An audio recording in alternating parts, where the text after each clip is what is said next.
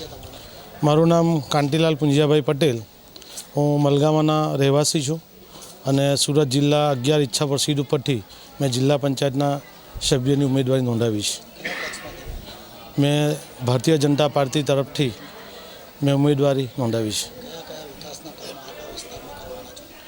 હું વિકાસની વાત કરું તો હું છેલ્લા અમારા ગામમાં મારા ઘર તરફથી ચોથી ટર્મ ચાલે છે અને એમાં મરાઠનો વહીવટ 10 વર્ષ થયા ચાલે જ છેલ્લો અને એકદમ નરી આંખે દેખાયો સ્વચ્છ અને પારદર્શક છે.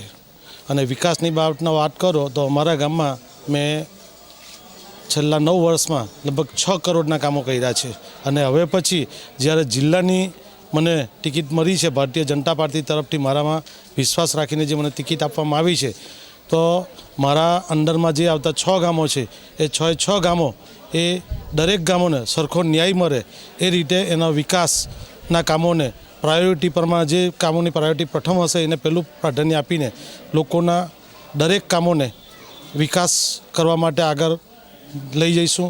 અને પંચાયત લેવલે, ગ્રામ પંચાયત લેવલે, તાલુકા લેવલે, જિલ્લા લેવલે અને ગુજરાત સરકાર લેવલે જ્યારે ભારતીય જનતા પાર્ટીની કેન્દ્રમાં પણ ભારતીય જનતા પાર્ટી છે, ગુજરાત સરકાર પર ભાજપની છે, જિલ્લા પંચાયત પર ભાજપની જ બનવાની છે અને તાલુકા પંચાયત પર ભારતીય જનતા પાર્ટીની જ છે બનવાની અને સુરત મહાનગરપાલિકા પણ ભારતીય જનતા પાર્ટીની જ આવે છે. ત્યારે સમગ્ર જ્યારે ભારતીય જનતા પાર્ટીનું રાજ છે તો ત્યારે અમને અને અમારી પ્રજાને દરેક કંઈ જે પણ નાના મોટા પ્રશ્નો હશે એ અમે સોલ્વ કરવા માટે અમે ખાતરી આપીએ છીએ અને પૂરા પ્રયત્ન અમારા લોકોની સાથે રહેશે અને લોકોના જે કંઈ પણ નાના મોટા પ્રશ્નો હશે ગ્રામ્ય લેવલના, જિલ્લા લેવલના કોઈ પણ હશે એને અમે કામોને સરકાર સુધી પહોંચાડીશું અને એ પ્રશ્નો હલ કરવાના અમારા તરફથી, અમારી ટીમ તરફથી કે અમારા સરકારમાં ચૂંટાયેલા પ્રતિનિધિ તરફથી અમે પ્રયત્નો પૂરા કરીશું. તમારા ગામના લોકોને શું સંદેશો આપવાનો? અમે અમારા ગામના લોકોને એટલો સંદેશો આપીએ છીએ, ગામના નહીં હું પૂરા મારા જિલ્લાના લોકોને સંદેશો આપવા માગું છું કે જ્યારે ઉપર પર આપણી ભારતીય જનતા પાર્ટીની સરકાર છે, રાજ્યમાં છે, દેશમાં છે, ત્યારે એક સાંકર બનીને આપણે ભારતીય જનતા પાર્ટી તરફનું મતદાન કરીને ભારતીય જનતા પાર્ટીના આપણે હાથ મજબૂત કરીએ, આનંદીબેનના હાથ મજબૂત કરીએ, મોદી સાહેબના હાથ મજબૂત કરીએ અને એક સાંકળથી જો આપણે જ્યારે કામ કરીશું ત્યારે સૌનો વિકાસનું આપણું ગતિશીલ ગુજરાત એ સૂત્ર સરકારનું આપણું પરિપૂર્ણ થશે.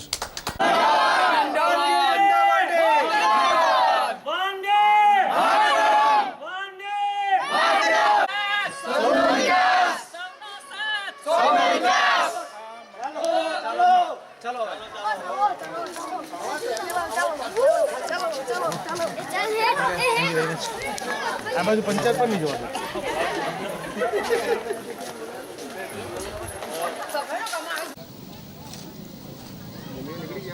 તમારું નામ શું છે ને કયા પક્ષમાંથી ઉભા છો? મારું નામ સતીશભાઈ ભગુભાઈ પટેલ.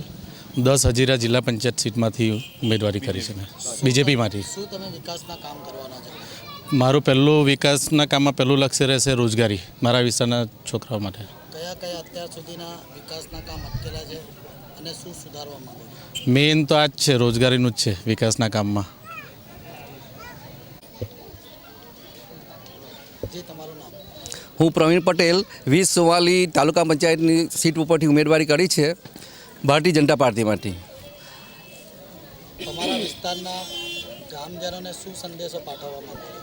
હું આજ સુધી હજીરા કાંઠા વિસ્તાર મંત્રીનો પ્રમુખ હતો. તે પહેલાં મહામંત્રી હતો અને એ 14 ગામની સહકારી મંત્રી હતી. એ દરમિયાન મારા વર્ગ દરમિયાન આ વિસ્તારના જે તે પડતર પ્રશ્નો હતા એ સર્વાંગી વિકાસમાં અમારો મુખ્ય ફાળો રહ્યો હતો.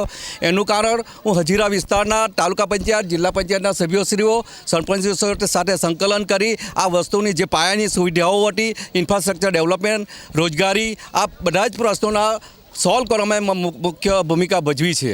તમારા મતદારોને રીઝવવા માટે સામેના પક્ષને તમે ઉથલાવવા માટે કયા કયા પ્રયાસો કર્યા?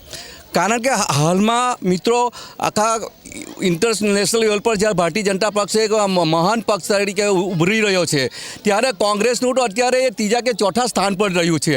એટલે મિત્રો આજે કોંગ્રેસ પંચાયતથી પાર્લામેન્ટ સુધી જ્યારે ભારતીય જનતા પાર્ટીની સરકાર હોય ત્યારે એક સોશિયલ મીડિયા થકી એક ગામનો અભર વ્યક્તિ પણ હોય એને બી આ વસ્તુથી જાગૃત છે અને તે પ્રમાણે અમે એ મુદ્દો લઈને જઈએ છીએ કે કોંગ્રેસ અત્યારે કોઈ પિક્ચરમાં જ નથી ઇન્ટરનેશનલ આખા ઇન્ડિયાની અંદર.